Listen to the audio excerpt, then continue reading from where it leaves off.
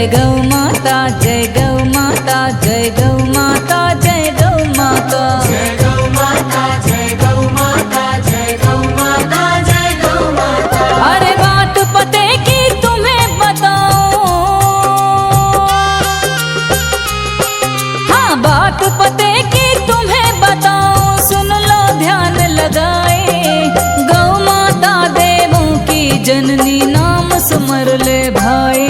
जय गौ माता, जय गौ माता, जय गौ माता, जय गौ माता, जय गौ माता, जय गौ माता, जय गौ माता, जय गौ माता।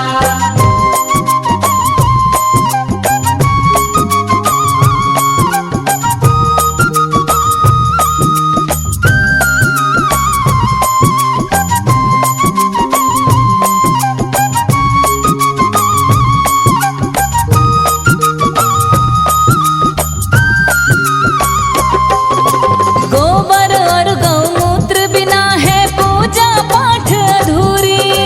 पूजा पाठ अधूरी, पूजा पाठ अधूरी। शुद्धिकरण के बिन ना आए श्रद्धा और सबूरी। श्रद्धा और सबूरी, श्रद्धा और सबूरी। गौ द्वारे में अगर रंभाए, हाँ गौ द्वारे में अगर रंभाए, सारे रोग दोष मिट जाए। आए कृष्ण कन्हाई, गौ माता देवों की जननी, नाम सुमर ले भाई। जय गौ माता, जय गौ माता, जय गौ माता, जय गौ माता, जय गौ माता, जय गौ माता, जय गौ माता, जय गौ माता।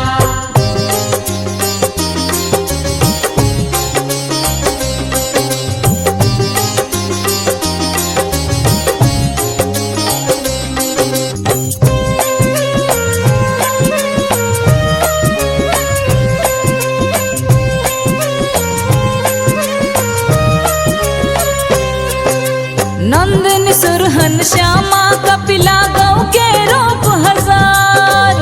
गौ के रूप हजार, गौ के रूप हजार। 33 कोटि देवी देव का जिनसे हुआ अवतार। जिनसे हुआ अवतार, जिनसे हुआ अवतार। गौ सेवा उत्तम फलदाई, हाँ गौ सेवा उत्तम फलदाई। जिस मानव ने लगन लगाए, अंत गति सुखदाई। गौ माता देवों की जननी, नाम सुमर ले भाई। जय गौ माता, जय गौ माता, जय गौ माता, जय गौ माता, जय गौ माता, जय गौ माता, जय गौ माता, जय गौ माता।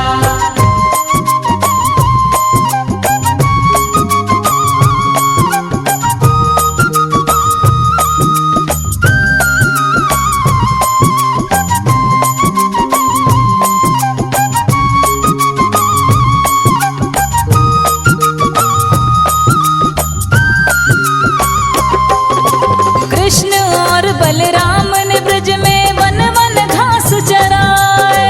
वन वन घास चराए, वन वन घास चराए।